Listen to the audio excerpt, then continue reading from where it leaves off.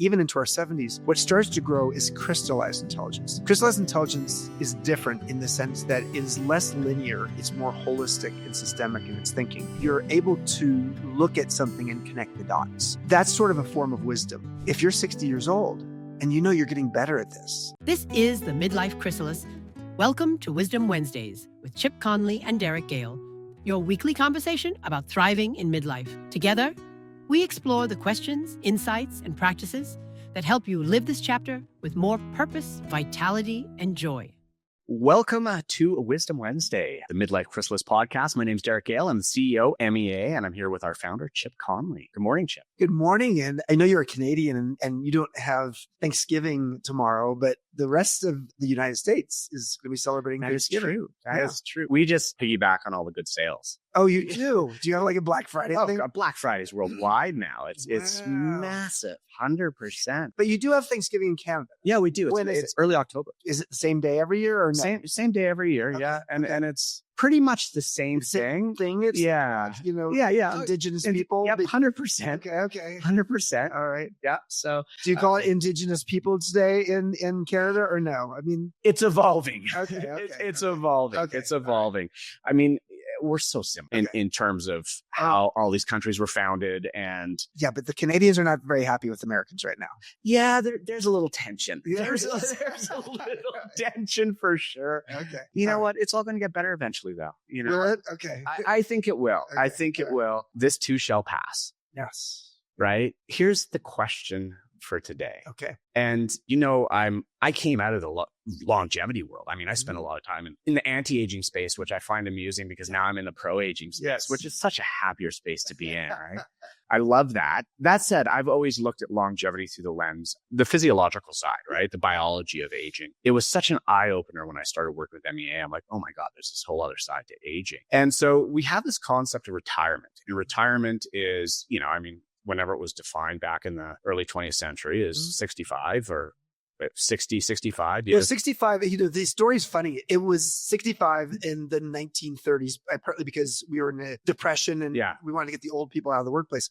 But 65 was the year that was determined for retirement because it goes back to Otto von Bismarck in the Prussian-German era from the 1870s. Oh, really? Which is back then when the average person lived till age 45. Yeah. They said you could retire and get a pension at age 65. So we are working right now with data point. It's 150 years old. So they built a retirement system assuming that you were never going to make it there anyway. That's correct. And now we're living 30 years past that. Mm-hmm. The math doesn't work. It's hard to finance a 40-year career, 30-year retirement with a 40-year career. So let's talk about retirement. So is it shortening lives? Yeah, it is. The data is pretty conclusive. It's about 2 years. So retirement, when you take two different sets of people, some of them retire, they have the same cholesterol, same wealth, etc. And you look at the ones who retire versus the ones who don't retire, it shortens your life by a couple of years. Why is that? What is going on? And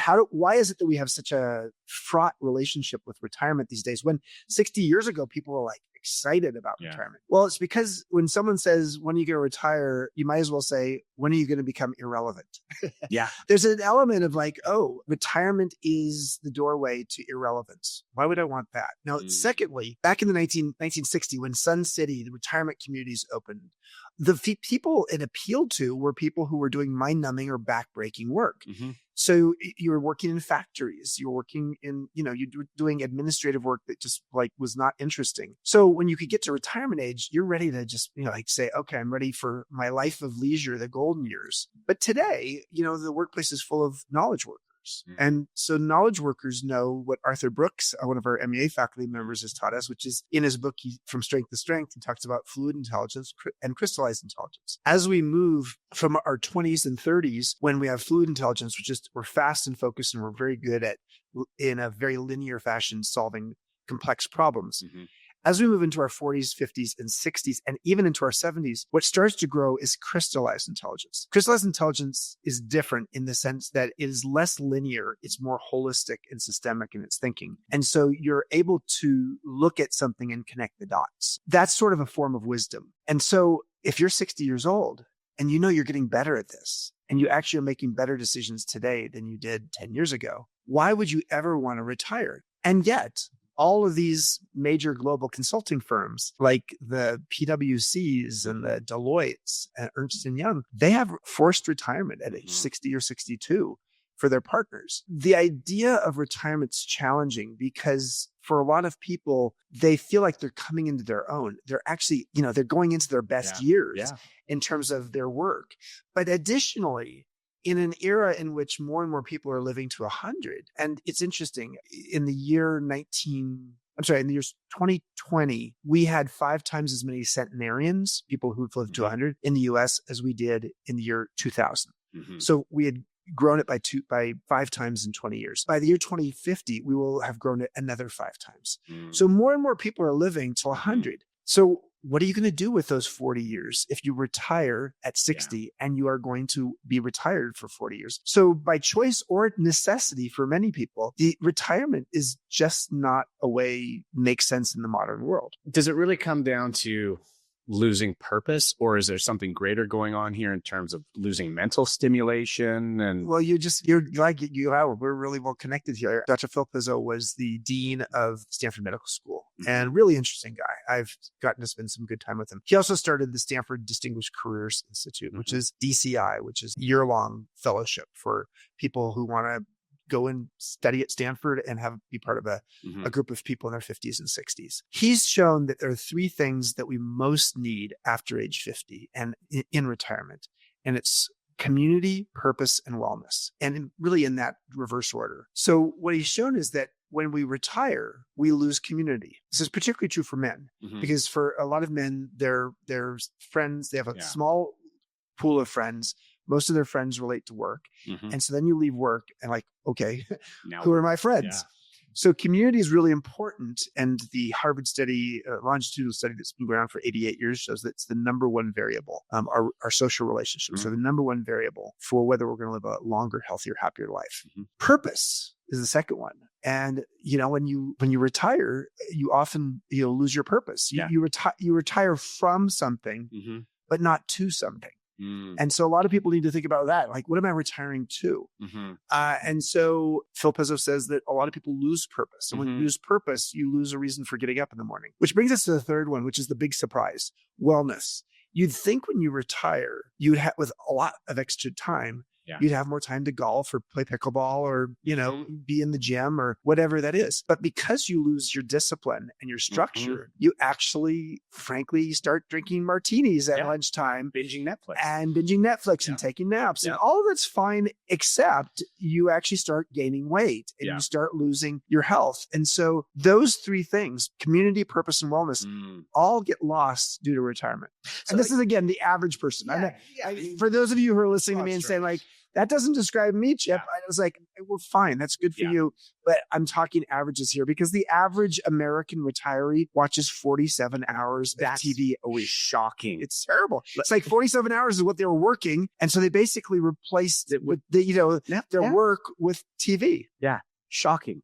Sitting. Absolutely. So you kind of had a mini retirement. Yeah, that's true. And so describe when you left that. I mean, you've got, I assume, a lot more wisdom now and a lot more awareness. How did that feel? And did you feel like when you sold Joie de Vivre? Yeah. What is the process you went? So first of all, and in a future episode, we'll talk about my experience of selling Joie de Vivre in my late 40s. And at age 50, all of a sudden having some time affluence after being on the treadmill. There's a woman named Mary Catherine Bateson, and she says that with the additional longevity we have, it's not like we've added a proverbial extra bedroom to the backyard of life. What we need to do is re-architect the home and create a midlife atrium. And what she means by that is that in midlife, we need to ask ourselves the questions of how do I want to curate the second half of my adult life? And that's what I started doing between age 50 and 52. I got curious about what were things that I was interested in. I didn't know what it meant to retire. No one said Chip's retired because I was writing books and I was, on boards and things like that. But I also didn't know what I was going to do next. A lot of times when people think about retirement, they think because they worked for a singular employer or as an entrepreneur in a singular company, that if they're not doing that singular work, then they're retired. But the truth is that many people have a portfolio life after they retire from the singular job they had. A portfolio life means that they have a collection of things that give them a sense of purpose. So that's sort of what I was doing. And I was really asking bigger questions about the meaning of life and things like that. And then I, at age 52, I got asked by the founders of Airbnb to join them when they were a tiny tech startup. What I will say is that we've tended to think of life as being 3 stages. So you learn until you're 20 or 25, you earn until you're 60 or 65, and then you adjourn or burn until you die. What we see now is that the tyranny of the 3-stage life is sort of loosening its grip on us,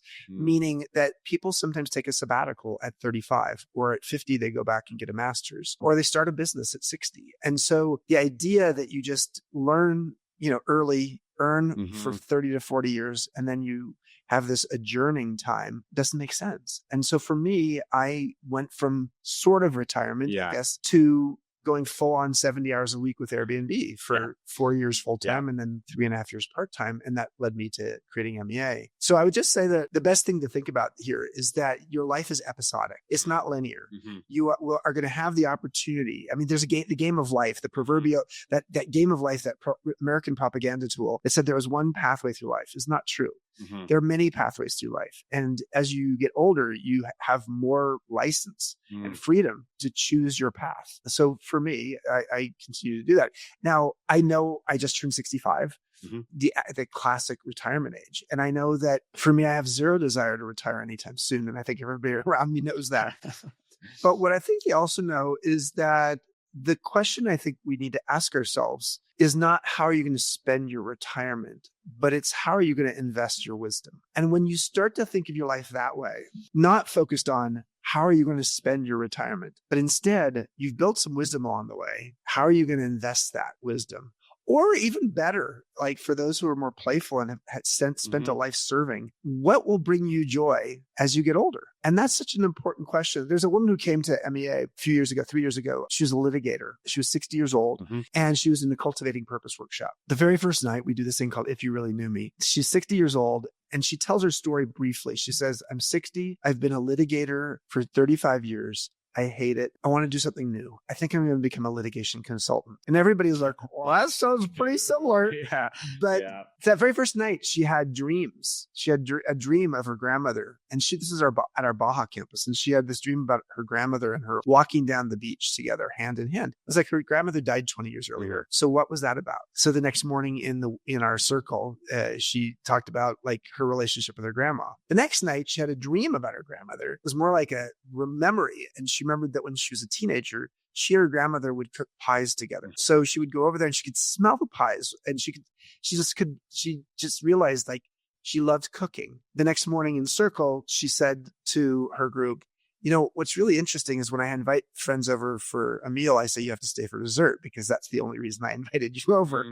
And when she goes traveling, she always looks at on her phone, where's the nearest bakery? Because where if she's in Croatia or in Peru, she just wants to see what the baked goods are like. By the end of the week, she realized the thing she really wanted to do it wasn't about retiring overall. It was about letting go of an identity that her father was a lawyer. Her father basically told her, when she was young, you can't go to pastry chef school. So at age 60, she said, I can now go to pastry chef school. So on Saturdays for 13 weeks in a row, she went to pastry chef school. At the end of pastry chef school, she went and decided, I'm going to go become a bakery entrepreneur, a baker. And so that's what she's doing now. So retirement doesn't necessarily mean, the word retirement means to go into seclusion or withdrawal. But I think we need to really rethink that word and say like, what is rewirement or regeneration or re-inspirement? And for this woman, this litigator, she got re-inspired based upon a childhood dream. Yeah. And I mean, been around MEA long enough to know that's not a one-off story. Yeah, it's not a one-off story. And one of the things that we need to remember is how are we opening up our options? My father used to say to me when I was young, he said, keep your options open. We need to open the aperture of our life. Yeah. And opening the aperture of the life means that we have a peripheral vision of options that we might not have even considered. In normal linear life at home, it's hard to actually imagine those. I think this woman, this litigator who came to Baja, she had to be in a different space. If you want to change your habits, you have to change your habitat, and you have to do a pilgrimage to a place with a group of people where you learn from each other and open up the options of what you have in your life. I often say that there are 4 pathways to purpose in life, and they tend to be something that excites you, something that agitates you, something that makes you curious, or something from earlier in your life that feels neglected. And that's the one I always find most interesting, is that someone says, we had a couple guys in a workshop recently. They're both in their 60s. One had been an insurance broker his whole life, and he sold his agency, and he seemed very dapper and very sort of, traditional. But these 2 guys who didn't even know each other both admitted, and almost under their breath, I want to be a poet when I grow up. Oh, wow. And here it was, 2 guys who both wanted to be a poet, who all of a sudden realized, I can do that. And my friend over here is going to be my accountability partner in terms of me learning to be a poet. And one of them is actually coming to our Mark Nepo workshop coming up in Baja, because Mark's one of the most famous poets in the world. And I suggested the other one to go to the David White workshop. Yeah. We have 2 of those David White workshops in Santa Fe coming up. So how do you reconnect with dreams that you've had? And often it requires you to move yourself out of your normal habitual environment. Yeah. And I guess that's part of the reason why MEA is valuable to people. It is. Well, and also, let's face it. I mean, if I went home and said to my buddies, hey, I'm going to be a baker, they could go, no, you're not. Right? Like, you need to step out of that social circle as well. Yeah. This exactly. And being with people who are sort of on the common path of saying, I am really interested in re-inspiring the way I'm living my life. Yeah. And to have that group of people be an ongoing cohort forever. I mean, that's one of the beauties of MEA is you end up, there's 56 regional chapters, but there's also your cohort, the people that you just got deep with. And we've had cohorts. We have a cohort from April of 2018 that still does a monthly Zoom call together. So some of these cohorts have Zoom calls, and they go on reunions together, and they come to, alumni homecoming events at MEA together, and they travel the world together. And so, that is the opportunity, is to have a group of people who are your champions for your transition into a re-inspiring part of your life. Yeah. I mean, champions and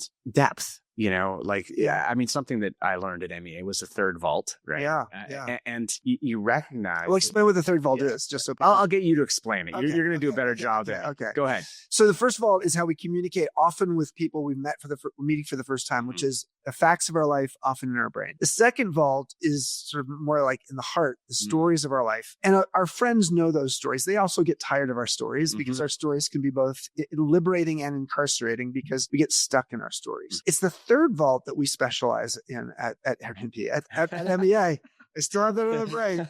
At MEA, we specialize in the third vault, which is the vault in the gut. And it's who I am in this moment, unfiltered and unplanned. It's sort of the essence and soul of who I am. Most of us don't go there. No. And we don't go there with our friends or family members because we sort of get caught in these identities and these relationships where I'm sort of expected as a father or as the breadwinner or as the joker in the family to be a certain way. But to come to a place where you can have third vault depth of conversation and you get to know each other from the inside out as opposed to the outside in is incredibly liberating because it allows you to start to get clear on who you are. And for so many of us, we've lived our lives with a success script and a definition that was handed to us by our parents. And around age 50, part of the reason the midlife crisis is a thing in culture, in pop culture, is because, frankly, it's people sort of breaking out of that script that was handed to them. But then you have to ask, like, what is it that I'm supposed to do with?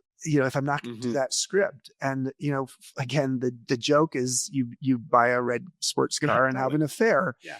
And that isn't necessarily, what people are needing. And that's why a cohort of people who are all ready to write their own scripts is really valuable. Yeah. And that it's fascinating to watch. That third vault creates such a bond and such connection. Yeah. And you watch groups come into MEA and in the first day, in the first circle, that there is there's apprehension. Just caution. There's I mean, caution. can I trust these people? Yeah. And men in particular, women have, are socialized at a young age to be more comfortable being vulnerable more quickly and maybe crying more easily. But I will tell you, I'd say half the people who cry in a workshop are men, and they're surprised by it, and feel such freedom with it. Yeah. So it's quite beautiful. And I think the thing that we have, like I say, it's like MEA is like Roto-Rooter for the soul. Yeah. So Roto-Rooter is for those who don't know what that is a plumbing company. Cleans out pipes. It cleans out pipes. And so there's a pipe that goes from your head to your heart to your soul. The head to the heart ones, for a lot of people, it needs to be cleaned out.